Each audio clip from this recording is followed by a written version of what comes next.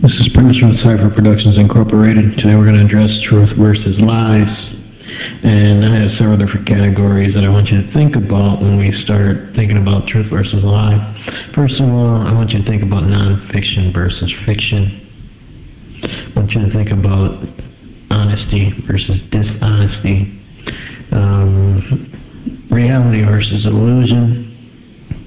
And fact versus false. In all of these categories, we have truth versus lie. The difference is some of it's for entertainment, but you can pick out the ones that are for entertainment. Non-fiction versus fiction is obviously for entertainment, but what is honesty versus dishonesty? And what is reality versus illusion? And what is fact versus false? We can go into reality versus illusion and see that in reality versus illusion there's also entertainment. We have movies, we have for non-fiction versus fiction we have books, but then it leaves us with honesty versus dishonesty and fact versus false.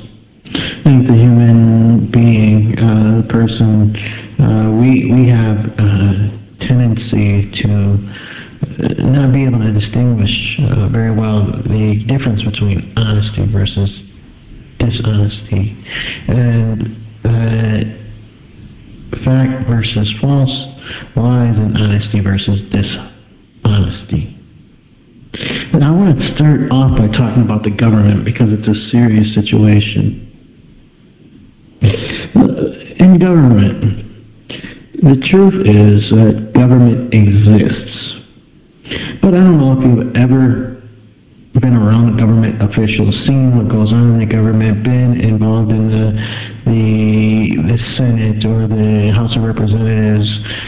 But in the government, what I'm learning is that there's lies, there's cheats, and there's a million falsehoods.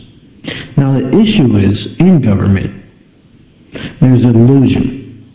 I think this illusion equals a set that's close to fact. Now, the set that's close to fact, I think, is material. Let's bring this to another subject. A person with a gun equals war. A group versus one person,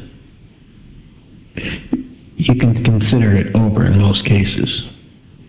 It seems like people don't know what to blame in a lot of these particular instances, what some of these issues are. It's a large issue.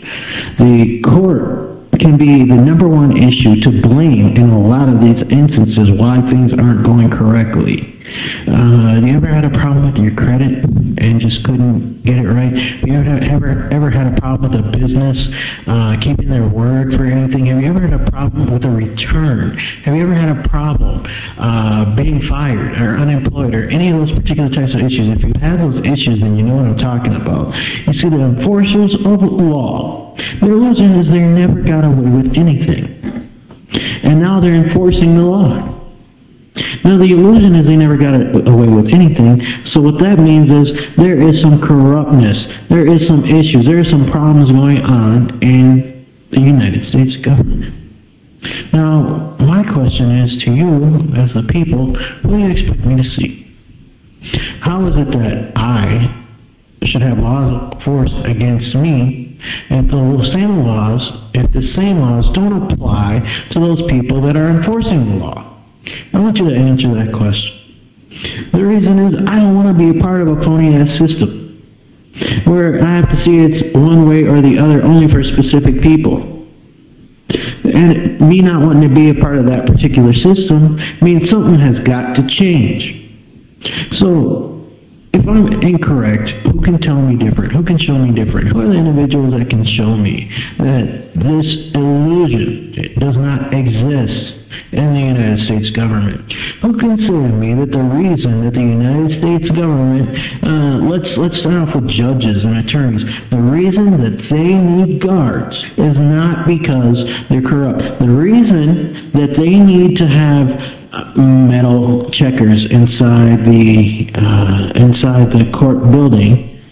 Because you see this all the time, you got to put your bag on like a converter belt, make sure that when they scan it, they look inside of it, make sure that there's no metal materials or things that might blow something up. Who can tell me that the reason why these people are rebelling is not because the American justice system fails to offer justice? I mean, it's not going to be, can we take this on a serious note? It's not because these people make a whole lot of money. They make some money. But I can conclude that they are definitely not on the top 13% of the economic bracket. So tell me what it is that they're doing, that they need to spend our tax dollars to keep their positions. If you can't answer that question, then let me answer for you. These people are perpetrating a fraud. And that's just the seriousness behind it. I'm watching this from a lower level. I'm watching this through poverty. I'm seeing that this is happening on a continuous basis, and me by myself, I cannot do a goddamn thing about it because I'm all by myself. So you tell me, what's a man to do? This is Prentice from Cypher Productions Incorporated. I want to leave you on that note, and I do appreciate your comments, and I appreciate you posting messages on the YouTube so that we can all talk about these things and see what's really going on in this United States system.